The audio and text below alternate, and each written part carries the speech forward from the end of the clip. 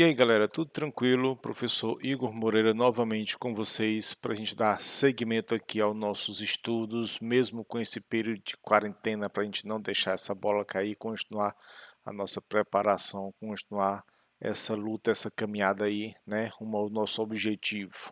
Então, hoje nós vamos começar uma parte nova da mecânica, uma parte nova da física chamada dinâmica. Do que é que trata a dinâmica? Ora, basicamente, a dinâmica ela é a parte da física que vai estudar os movimentos, levando em consideração as suas causas e os seus efeitos. Como assim causas e efeitos? Ora, para que você provoque o movimento, é necessário que alguns requisitos sejam respeitados, e assim como um objeto que já está em movimento pode provocar algumas situações, alguns efeitos que a gente vai ver mais adiante. Então, ao falar de dinâmica, ao falar de movimento, nós temos que ter consciência que uma das grandezas mais importantes que vão ser abordadas aqui é o conceito de força. O que é que seria a força? Bom, eu posso definir a força basicamente como sendo uma grandeza que tem como efeitos dinâmicos uma aceleração ou uma deformação. E aqui por que é que eu estou ressaltando efeitos dinâmicos?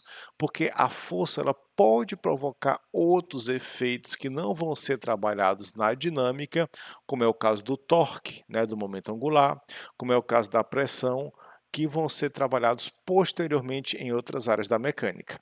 Ora, quando eu falo de efeitos dinâmicos da força, eu estou trabalhando apenas com essas duas coisinhas aqui, ó, com aceleração e com deformação.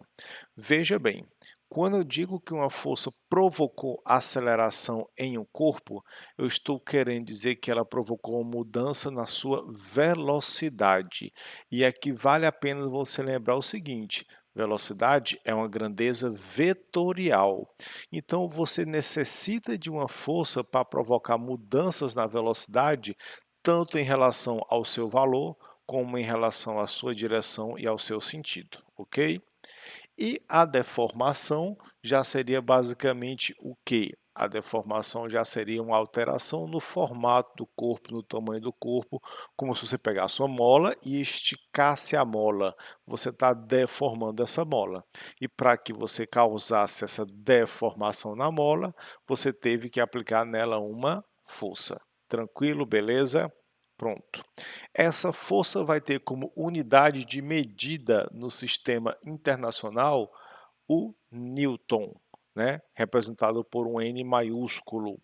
É a unidade base de medida da força e praticamente em todas as questões que você for fazer, essa unidade é a que vai ser utilizada. Lembrando que se ela é a unidade do sistema internacional, ela vai ter que trabalhar junto com o metro, junto com o quilograma e junto com o segundo, ok?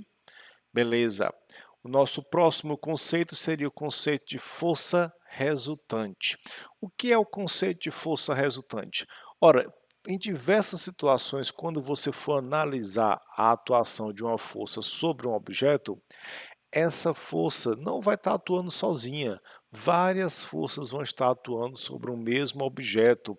E quando eu tenho a ação de várias forças sobre um mesmo objeto, eu tenho que trabalhar com esse conceito de força resultante, que representaria basicamente o quê?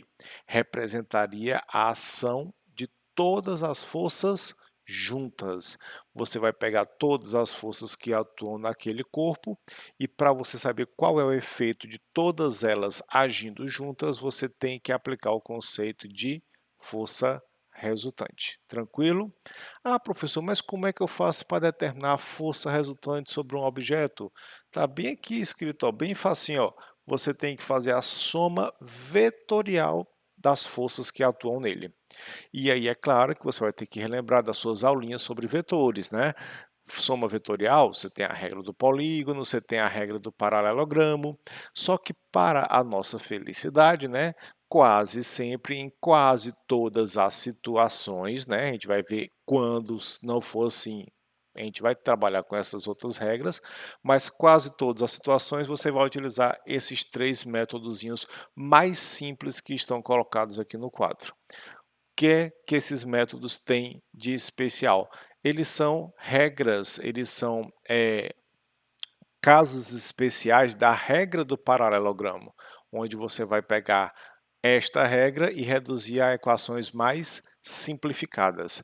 Então, nós temos aqui, por exemplo, essa primeira situação, onde eu tenho as duas forças apontando para o mesmo lado, ou seja, forças de mesma direção e mesmo sentido.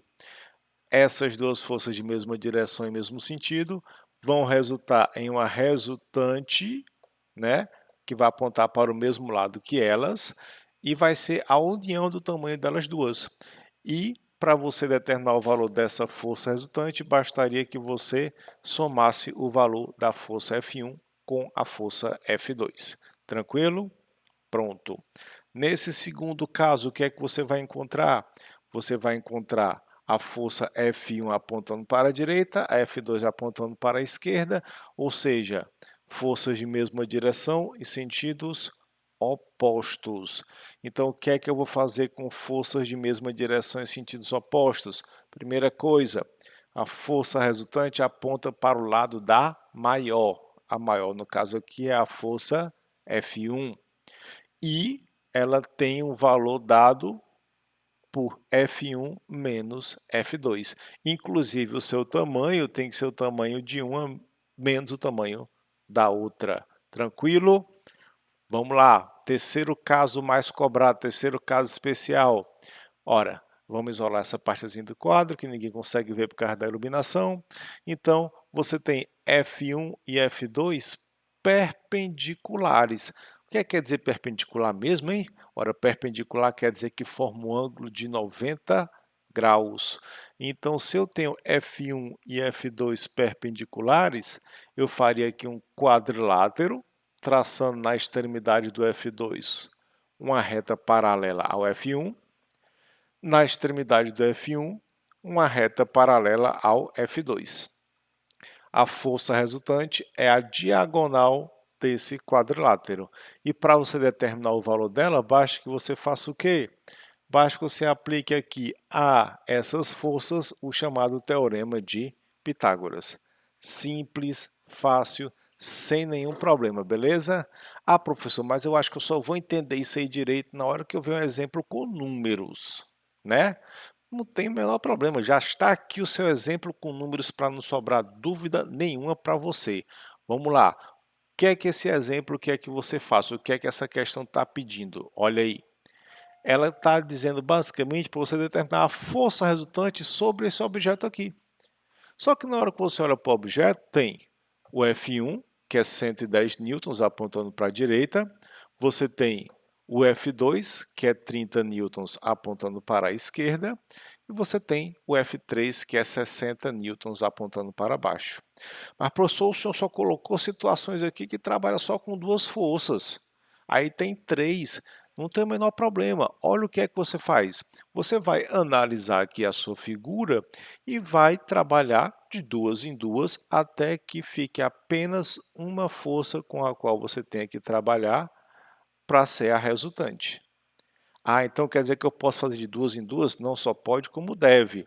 Então, ó, se eu tenho essas duas opostas e essa aqui perpendicular às outras duas, é muito mais simples para mim fazer o quê? Trabalhar primeiro com o F1 e com o F2. Porque se eu sei que eles são opostos, como é que eu faria o cálculo da resultante entre eles? Ora, se eles são opostos, eu posso determinar aqui uma força F12 igual a F1 menos F2. Não posso? Tranquilo. Então, eu teria aqui uma força F12 igual a 110 menos 30. Ou seja, eu posso dizer que F12 é igual a 80 newtons.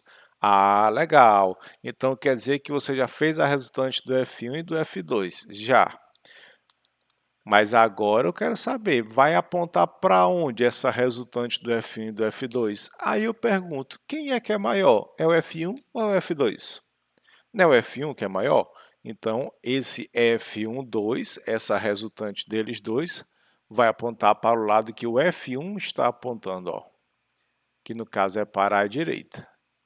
Pronto, agora eu tenho o F12 igual a 80 newtons aqui, e o F3 eu repito porque eu não tinha utilizado ele ainda, então ele está aqui de boa, só esperando chegar a vez dele. Mal sabe ele que a vez dele acabou de chegar, ó.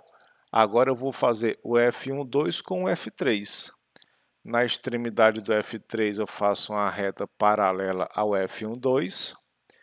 Na extremidade do F12, uma reta paralela ao F3. E aqui eu faço, ó, a diagonal, que vai ser a força resultante desses dois objetos. Dessas duas forçazinhas aí, ok? Dois objetos não, duas forças. E aí como é que eu faço essa resultante se eles formam um ângulo de 90 graus? Aí você vai fazer o famoso teorema de Pitágoras. Olha aí como é que vai ficar. Força resultante ao quadrado é o F12 ao quadrado mais o F3 ao quadrado. Onde a força resultante ao quadrado será igual a 80 ao quadrado, que é o F12, mais 60 ao quadrado, que é o F3. Tranquilo até aí? Pronto.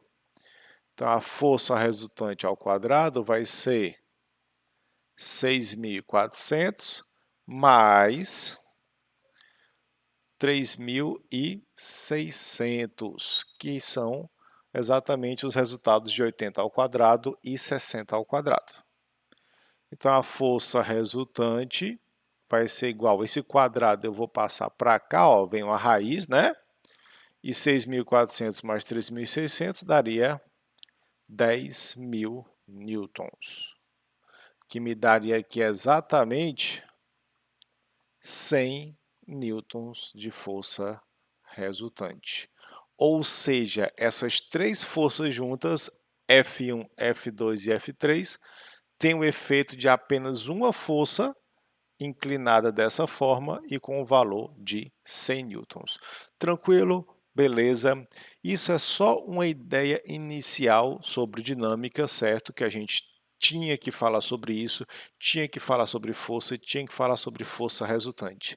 Na nossa próxima aula, a gente já vai trabalhar com os três princípios que explicam como é que as forças funcionam, que são as leis de Newton. Então não percam e nos vemos na próxima.